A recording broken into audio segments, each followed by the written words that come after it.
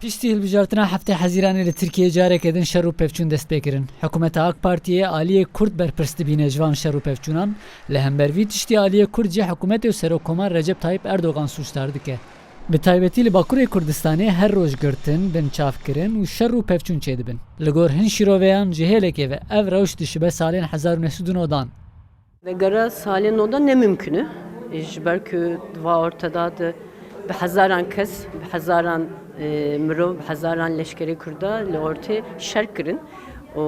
Wek seçima daviyê de HDP Mucizanın 6 milyon kes oydan ve ji bo ez bawer nakim ki em vegerin nodan.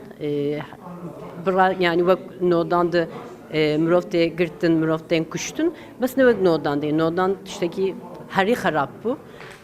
Ve devlet nodan jî me şerekê pir mezin da. Ez bawerim ku va şerade me pir tiştandî.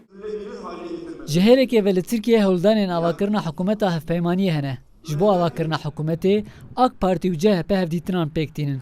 Wezîrê Berê û endamê Meclîsa Aştiyê Ziya Halîs balê dikişîne ser vê rewşê û dibêje ku ji bo pêvajoyê Aştiyê berpirsyariyeke mezin dikeve ser milên CHP. Cumhuriyet Halk Partisi Ez di wê baweriye de me ku CHP heta niha wezîfeya xwe pêk neaniye. Hêvî ew e ku bi awakî xurt rola xwe bilîze. CHP partiyeke sosyal demokrat e. Divê nêzîkatiya wî jî li gor vî esasî be.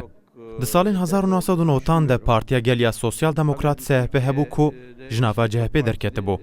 Ez jî rêvebirekî wê partiyê bûm. CHP biryarên gelekî girîng girtin. Piştî wê demê CHP ji xeta sosyal demokrat dûr ket. Bi taybetî jî dema Deniz Baykal serok bû. Lê di dema Kemal Kılıçdaroğlu de nermûnek çêbûye. Bi taybetî dema ku hikûmeteke hevpeymanî di nava AK Parti û CHP de bê avakirin, divê CHP bêhtir bibe xwedî bandor. belirleyici de olacaktır. Piştî pêvajo xetîmî û şer û pevçûn dest pêkirin di navbera hikûmeta AK Parti û HDP de jî daxuyaniyên tund tên dayîn. Hikûmet û serokkomarê Tirkiye Recep Tayyip Erdogan di daxuyaniyên xwe de behsa girtina HDP jî dikin. Ferit Demirel, Rûdaw, İstanbul.